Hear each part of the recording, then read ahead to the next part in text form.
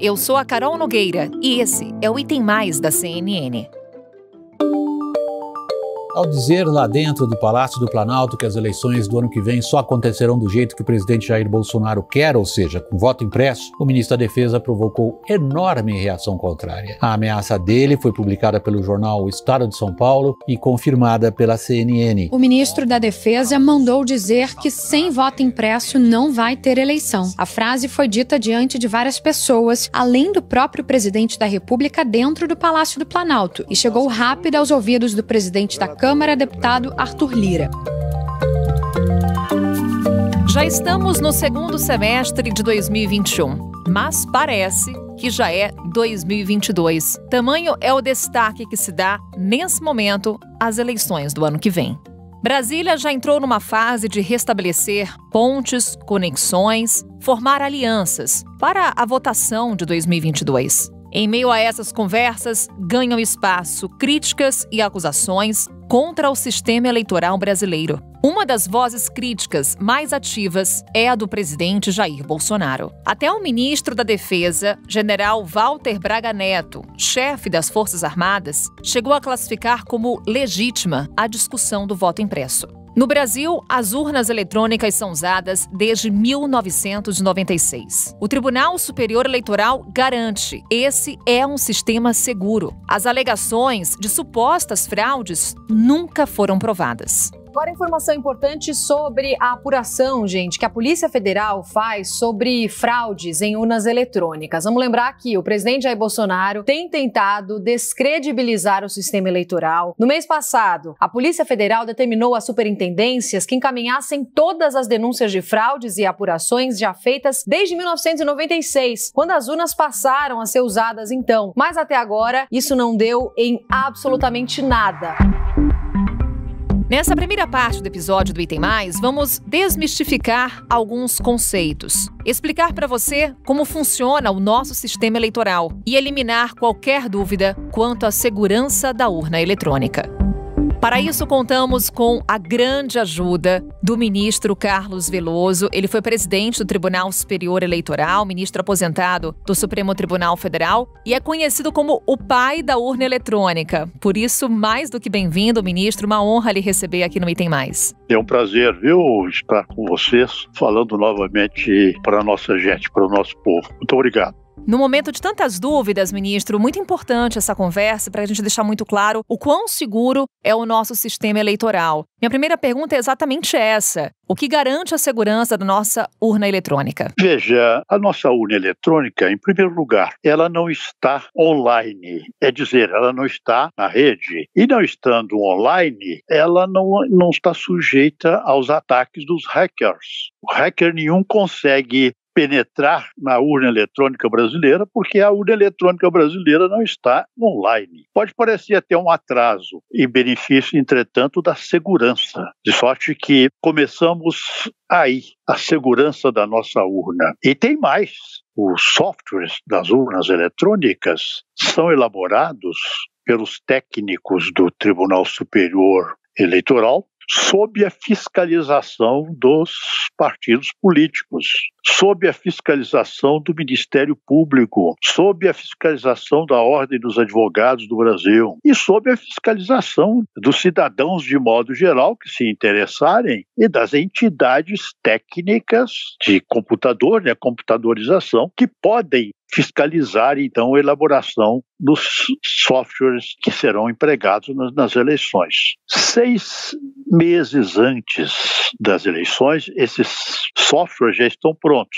Então, eles ficam à disposição dessas mesmas entidades que mencionei, partidos políticos, Ministério Público, Ordem dos Advogados do Brasil, a mídia, a imprensa que descobre tudo, não é? Enfim, ficam à disposição. São assinados digitalmente pelo presidente do tribunal, pelos partidos políticos, pelo Ministério Público, pelo representante da Ordem dos Advogados do Brasil. E 15 dias a 10 dias antes das eleições, são carregados, são postos, são introduzidos à urna eletrônica. Veja que os primeiros passos, como são importantes, não é? Como são importantes para a segurança do voto. na urna eletrônica. Tudo está realmente no software. Você não vê a elaboração do software da sua casa bancária, do seu banco. Hoje, e você acredita no software, dificilmente ocorre um engano numa conta bancária, num lançamento. No princípio, todo mundo guardava ali no cartão de crédito aquela notinha, não é? Azul que ele recebe depois da compra. Hoje a maioria dispensa aquilo, porque a inteligência artificial, a informática, dispensa o papel. De sorte que os primeiros passos da segurança estão na urna eletrônica, que não está online, portanto não está sujeita aos hackers, e nos softwares que são elaborados sob a fiscalização dos partidos políticos. 6 meses anteriores às eleições, ficam à disposição dos partidos, do Ministério Público, da OAB, de entidades técnicas que se interessarem e dos cidadãos de modo geral. 10 a 15 dias antes das eleições são introduzidos na urna. Um dos pontos levantados com relação às críticas, às mudanças que deveriam ser necessárias, diz respeito a uma auditoria, o voto auditável. Hoje, o nosso voto, o nosso sistema, permite essa auditoria? O voto hoje da urna eletrônica, ele é auditável? O voto, ele é auditável, sim. Vamos rememorar. Quando você imagina que a urna não está sujeita a hackers, já começa um mecanismo de segurança que pode ser considerado, em sentido geral, auditável. Quando você acompanha a elaboração do software sob a fiscalização dos partidos políticos, não é? A introdução desses softwares nas urnas eletrônicas já é uma forma de auditar. Mas tem mais. No dia da eleição, o presidente da mesa receptora dos votos, ele então imprime um boletim que é chamado, na linguagem dos informáticos, zerésima, que comprova que na urna há 0 voto. Esse boletim é entregue aos fiscais dos partidos políticos ali presentes e a quem se interessar. Começa a eleição. Ao final do dia, às 17 horas ou 18 horas, não tem mais ninguém na fila, o presidente, então, declara encerrado e imprime o chamado boletim de urna, que contém os votos dados a cada um dos candidatos. Este boletim, com o número de votos dados a cada um dos candidatos, é entregue aos partidos políticos, é afixado na porta da sessão, em seguida, o pendrive, que é criptografado, é colocado num envelope lacrado com cópias também daquele boletim, não é, que encerra a votação, que contém a apuração da urna, e é levado a um posto mais próximo da Justiça Eleitoral, o próprio tribunal, que é transmitido ao Tribunal Superior Eleitoral. Chegando ao Tribunal Superior Eleitoral, o boletim é imediatamente colocado na internet, para que todas as pessoas tomem conhecimento da votação, do número de votos que cada um dos candidatos teve. Muito bem, vamos mostrar outros mecanismos que tornam auditável o voto. Agora, temos que raciocinar em termos de inteligência artificial, não é? Não se pode falar em carimbos, não é? Em papéis. Isso, em termos de computador, é atraso. Muito bem. O eleitor, ao votar, isto é, ao digitar o número do seu candidato, o eleitor vê surgir na tela o nome, o partido e a fotografia do candidato. O eleitor confirma, então, o seu voto. Se os dados e a foto do seu candidato não conferirem, porque teria se equivocado, talvez se equivocado, pode ele, eleitor, efetuar a correção apertando a tecla de cor laranja, que começa tudo de novo. Ele então pode repetir a operação. Isto é uma forma de auditar. Então vejam que há mecanismos, sabe, que tornam auditável o voto. Agora, afirma-se, o voto impresso seria uma forma de auditar o voto. Mas isso não é verdade, infelizmente. Isso não é verdade. O voto impresso, na verdade, seria o retorno, seria um retrocesso. Seria o retorno à possibilidade de fraude, o que ocorria antes da implantação do voto informatizado. Então vamos lá, ministro, detalhar os riscos de fraude de um possível voto impresso. Eles se demonstram de que forma? Representaria, em primeiro lugar, a quebra do sigilo do voto. Sigilo do voto que constitui garantia de independência do eleitor. Os maus políticos, aqueles que compram votos, né, que, afinal de contas, querem controlar o eleitorado, que corrompem eleitores, poderiam pedir a recontagem e conferirem se os eleitores realmente votaram nos candidatos para os quais os votos foram comprados ou foram determinados, entendeu? Quer dizer, seria o restabelecimento do voto de cabresto. O Supremo Tribunal já declarou inconstitucional esse voto de cabresto, esse voto impresso. A emenda constitucional que está em discussão é violadora de cláusula pétrea. A Constituição Federal dispõe que não pode ser objeto de deliberação proposta tendente a abolir o voto direto, secreto, universal e periódico. Sorte que, veja, representaria um retrocesso o voto impresso, ao invés de ser mais um dado para a recontagem, não. E vejam como a situação pode realmente ficar ruim. Vejam, o voto impresso, ele, na verdade, é desnecessário, como vimos, tantos os mecanismos de segurança auditáveis que contém a urna, não é? Que fazem-na auditável antes, durante e depois das eleições. Vejam, isto foi relatado no artigo por dois especialistas em direito eleitoral, os professores Hélio Silveira e Ricardo Penteado, especialistas em direito eleitoral. E eles informam que as possibilidades maliciosas de grupos dispostos a alegar discrepância entre o voto digitado e o voto impresso, apenas com o propósito de desacreditar o resultado da eleição ou com a intenção de anular sessões eleitorais taticamente escolhidas. Imagine-se um movimento organizado com o objetivo de desestabilizar o próprio sistema democrático. É pedir sucessivas recontagens dos votos, quer dizer, comparação do voto dado na urna com o voto impresso.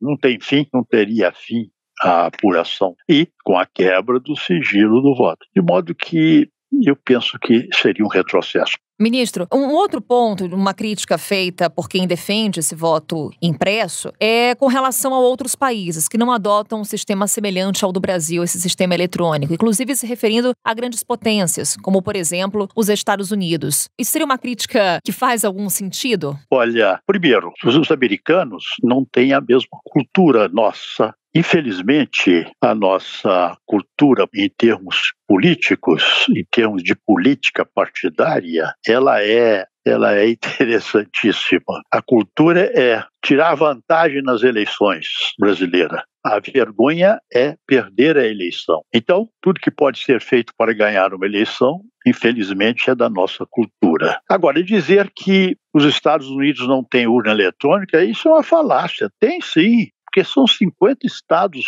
norte-americanos. Cada estado tem a sua legislação, porque a Federação Norte-Americana é realmente uma federação. Então, há estados norte-americanos que têm urnas, sim, eletrônicas. Nas eleições, cada estado, município, cada cidade, vamos dizer assim, acrescenta, faz plebiscito, faz referendos, não é? Aprovam juízes, aprovam servidores públicos ou não na eleição. Então é uma urna até muito mais complexa do que a nossa. E muitos estados não têm a urna eletrônica porque realmente não tiveram os problemas que nós tivemos. Quem conhece um pouco da história brasileira sabe como eram as eleições na Primeira República, eleições consideradas de bicório, jocosamente de bicório, porque eram feitas a bico de pena, e que não havia uma representação legítima do eleitor. Quer dizer, o voto não tinha a legitimidade. Depois tivemos votos, o chamado voto de cabresto. A judicialização do processo, com a criação da Justiça Eleitoral, moralizou. E a Justiça Eleitoral vem, ao longo do tempo, desde o ano de 1932, né, de sua criação, e 37 até 45 ela se viu extinta, porque a ditadura É claro que não admitiria justiça eleitoral, nem admite eleições, uma ditadura, não é verdade? Ela restaurada em 45, ela vem tentando aperfeiçoar sempre o processo eleitoral. Criou a folha individual de votação, criou a cédula única, apresentou o anteprojeto do Código Eleitoral, que se transformou no Código Eleitoral. Enfim, ela vem. O cadastro eleitoral também imposto, implantado pela Justiça Eleitoral. Se um eleitor se inscreve no Amazonas e se inscreve também no Rio Grande do Sul, isso vai bater no TSE, no computador do TSE. Ele vai ser chamado a se explicar. Os Estados Unidos não tem um cadastro eleitoral. De uma feita em Washington, em 2005, estava lá justamente apresentando a convite, não é, de entidades do ramo, mostrando o processo, como era o processo eleitoral brasileiro. E eu indaguei: vocês não têm um cadastro eleitoral? Não temos. Então, se tu vota com a carteira de motorista, não é? Identidade que tiver. Eu falei: mas se ele votar em Washington, ele vem até a Alexandria e pode votar de novo? Eu falei: houve aquele espanto. Não pode. Se isso acontecer, está cometendo uma ilegalidade, a pena é muito alta. Então a cultura é diferente. Quer dizer, não precisam de ter o que nós temos, infelizmente, de ter. Nós temos uma urna eletrônica que assegura segurança, certeza, funciona há 25 anos sem nenhum indício ou evidência de fraude. Maravilha, ministro. Ministro Carlos Veloso, muito bom lhe ouvir, muito bom ouvir suas explicações, tirando nossas dúvidas, respondendo às críticas que surgem nesse momento de tantas incertezas. Mais uma vez, nosso agradecimento. Foi uma honra conversar com o senhor. Até uma próxima. Foi um prazer para mim, viu? Essa conversa sobre mudanças no sistema eleitoral não é nova no governo Bolsonaro. Desde que ele tomou posse, Bolsonaro discursa contra a urna eletrônica, diz que ela não é viável, nem segura, nem transparente. Ninguém aceita mais esse voto que está aí. Como é que vai falar que esse voto é preciso, é legal, é justo e não é fraudável? A única republiqueta do mundo, eu acho que talvez a única, é a nossa, que aceita essa porcaria desse voto eletrônico. Isso tem que ser mudado. E digo mais, se o parlamento brasileiro, por maioria qualificada em 3/5 na Câmara e no Senado, aprovar e promulgar, vai ter voto impresso em 2022 e ponto final. Não vou nem falar mais nada. Vai ter voto impresso. Porque se não tiver voto impresso, senão que não vai ter eleição. Mesmo com tantas críticas, tentativas de emplacar uma mudança, nada foi para frente. O caso que está em discussão nesse momento é a PEC do voto impresso. Para nos dar detalhes sobre essa proposta de emenda constitucional, quais são suas chances reais dela ser aprovada, conversamos com o nosso analista de política, mais uma vez, Gustavo Uribe. Muito bom conversar com você. Bem-vindo. Obrigado, Carol. Uma honra participar do podcast.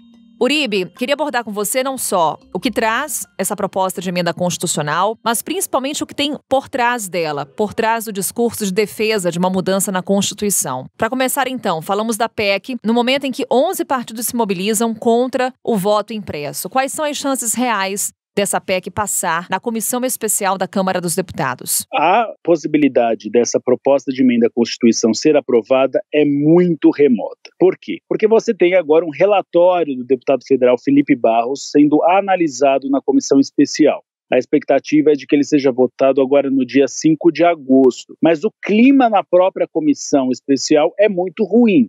Hoje, a maioria dos integrantes está disposto a votar contra esse parecer. Felipe Barros até tem tentado modificá-lo, simplificá-lo. Eu conversei com ele e ele, inclusive, me disse que ele vai manter o básico, tentar transformar esse parecer em um documento palatável até mesmo para a oposição. O que ele quer manter? Ele quer manter apenas a previsão do voto impresso e a previsão de que a auditoria dessas cédulas impressas seja feita de maneira pública, ou seja, não seja um processo trancado a 7 chaves. Mas até isso, até o simples dessa proposta, não encontra respaldo entre muitos integrantes da Comissão Especial e também em relação à cúpula do Congresso Nacional. Então, A expectativa é de que, caso esse relatório seja votado no dia 5 de agosto, ele seja derrubado. E aí o procedimento padrão é que a própria comissão especial eleja um outro relator que faça um parecer no sentido contrário, contra o voto impresso auditável, e assim aprovado este relatório. Então a expectativa é muito baixa. O presidente Jair Bolsonaro tem defendido muito essa proposta, até com uma estratégia muito semelhante à estratégia adotada pelo presidente dos Estados Unidos, Donald Trump. Donald Trump defendeu que havia, depois das apurações, fraude nas urnas. Esse é um discurso que tem sido muito recorrente aqui no Brasil para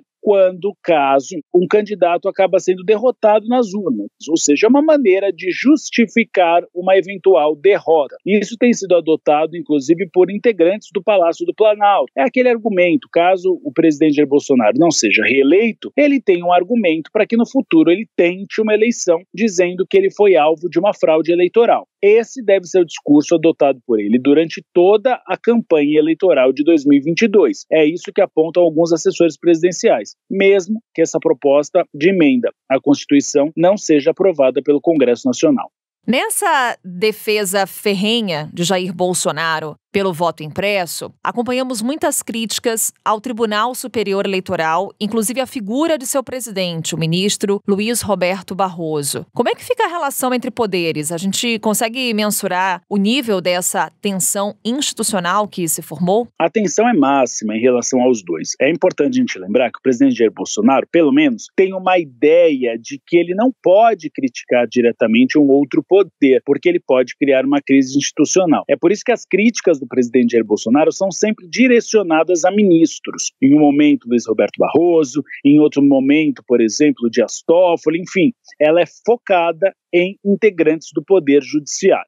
Agora, há uma expectativa de uma melhora nessa relação. Por quê? Porque o presidente Jair Bolsonaro nomeou Ciro Nogueira, um dos dirigentes do Centrão, para a Casa Civil. Ciro Nogueira é um nome diplomático, ele faz parte do bloco do Centrão e ele tem como característica esse pragmatismo e essa interlocução com outros poderes. Além de Ciro Nogueira ter como objetivo melhorar a relação do Palácio do Planalto com o Senado Federal, ele também foi escalado pelo presidente Jair Bolsonaro para ser uma ponte com o Supremo Tribunal Federal. Por quê, Carol? Porque o governo tinha um interlocutor, que era Fernando Azevedo, ministro da Defesa. Fernando Azevedo foi demitido em abril quando o presidente Jair Bolsonaro decidiu fazer uma mudança no comando das Forças Armadas. Naquele momento, o Palácio do Planalto pediu um interlocutor privilegiado, porque Fernando Azevedo já foi assessor de Dias Toffoli, do Supremo Tribunal Federal. Naquele momento, 2 ministros tentaram fazer pontes. Um deles foi Walter Braga Neto, atual ministro da Defesa, e outro, o advogado-geral da União, André Mendonça, indicado pelo presidente Jair Bolsonaro agora para a vaga de Marco Aurélio Mello. Nesse processo, Carol,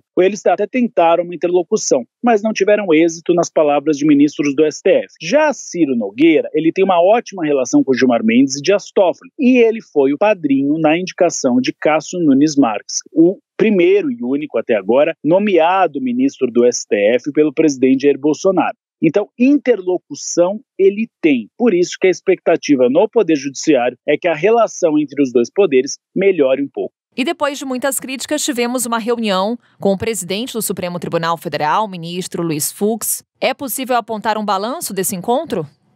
Essa reunião que acabou sendo desmarcada por conta da doença do presidente Jair Bolsonaro, ela na verdade, é vista com muito ceticismo entre todos os poderes, porque isso já foi realizado no passado. Já havia uma reunião quando Dias Toffoli era o ministro do Supremo Tribunal Federal, ele promoveu 2 grandes encontros entre os poderes para discutir uma pauta única. Só que essas reuniões acabaram não saindo do papel, das intenções, ou seja, não tiveram grandes efeitos práticos. Neste momento, o objetivo era pacificar a relação dos poderes. Inclusive, o presidente Jair Bolsonaro, em 2 oportunidades, se reuniu com o presidente do Supremo Tribunal Federal, Luiz Fux. No último encontro, Luiz Fux chegou a pedir a Jair Bolsonaro que não fizesse mais críticas públicas a Luiz Roberto Barroso, presidente do Tribunal Superior Eleitoral. Só que, dias depois, o presidente Jair Bolsonaro voltou a fazer críticas em relação ao voto impresso auditável, a movimentação dos ministros do STF contra essa proposta no Congresso Nacional. Por isso que após a recuperação do presidente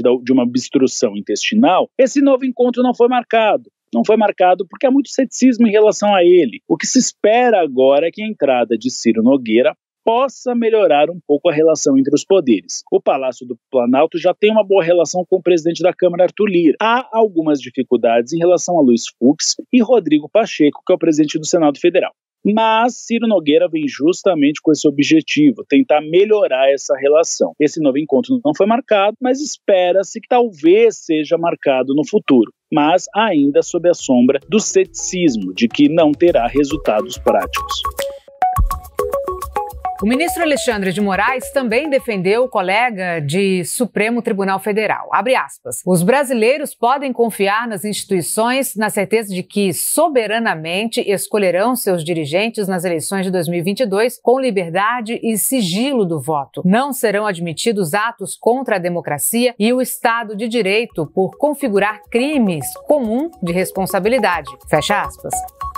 E aí a gente lembra, Uribe, numa linha do tempo, que teremos uma mudança na presidência do Tribunal Superior Eleitoral. Hoje, Bolsonaro tece críticas ao atual presidente, ministro Barroso. O que esperar com a mudança no comando do TSE, que ficará nas mãos do ministro Alexandre de Moraes? Bolsonaro deve continuar nesse mesmo tom? Carol, a relação de Jair Bolsonaro com Alexandre de Moraes nunca foi boa. A relação do presidente era, sobretudo, com Dias Toffoli e Gilmar Mendes. Cássio Nunes, obviamente, indicado de Bolsonaro, ainda tem uma boa interlocução com ele. Mas os demais ministros nunca tiveram uma relação muito próxima. O presidente Jair Bolsonaro reclama muito que o Supremo Tribunal Federal tem impedido ele de governar. E essa crítica não tem concordância no próprio Supremo Tribunal Federal, que faz valer as leis na visão dos ministros da Corte. Por isso que essa relação acabou nunca sendo muito pacífica, sempre foi uma relação muito conflituosa. O próprio presidente Jair Bolsonaro, já em mais de uma oportunidade,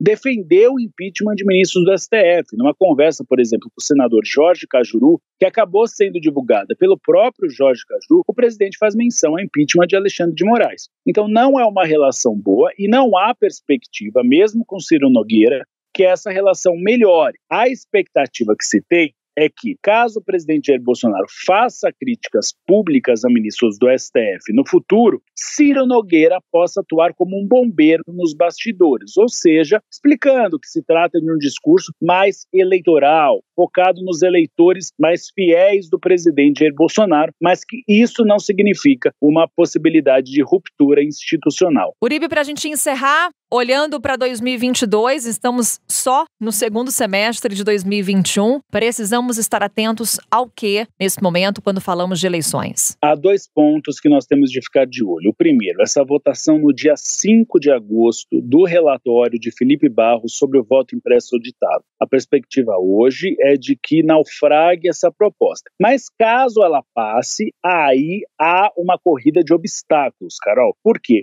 Para o voto impresso auditável ele entrar em vigor na eleição de 2022, ele precisa ser promulgado pelo Congresso Nacional 1 ano antes do primeiro turno, que seria no dia 2 de outubro. Então, essa proposta precisaria passar nas 2 casas em 2 meses. É um tempo muito curto para uma PEC, porque a PEC necessita 3/5 dos votos, não é uma votação fácil, em 2 turnos de cada casa. Então, é um processo muito demorado. E há também como um obstáculo a licitação dessas impressoras nas urnas, e não é fácil realizá-las. O próprio ministro Luiz Roberto Barroso disse que é um processo bastante demorado. Então, temos de ficar de olho se realmente isso será viabilizado, nem que seja em uma amostragem pequena de urnas, de 5% a 10% em 2022. E um segundo ponto a ser observado é sobre a decisão do presidente em relação ao fundo eleitoral, porque o presidente recuou em relação a esse ponto. O Congresso Nacional havia previsto na LDO, a Lei de Diretrizes Orçamentárias, um valor de quase 6 bilhões, e o presidente inicialmente disse que vetaria integralmente. Só que ele mudou de ideia após pressão do bloco do Centrão. Hoje ele fala em meio termo de 4 bilhões, ou seja, que ele faria um veto parcial. O problema é que juridicamente é impossível o presidente fazer um veto parcial. Ele ou vetaria tudo ou sancionaria tudo. A solução que tem sido avaliada é o presidente sancionar tudo e aí enviar um projeto substitutivo para mudar esse valor para 4 bilhões. É um valor menor que 6 bilhões, mas, Carol, é o dobro do que foi instituído na eleição de 2020. É um valor bastante alto ainda e que o presidente deve ceder, sobretudo, para não se indispor com o bloco do Centrão. Orive, sempre um prazer conversar com você, não só porque você detalha tudo pra gente, mas enriquece essa nossa conversa com muito bastidor e informação aí de Brasília. Obrigada, até uma próxima. Obrigado, Carol, estou sempre à disposição de vocês. Até a próxima. Até 2022 tem chão. E por aqui, o que for notícia de eleições, estaremos de olho, porque sempre tem muito mais. Até uma próxima. Tchau.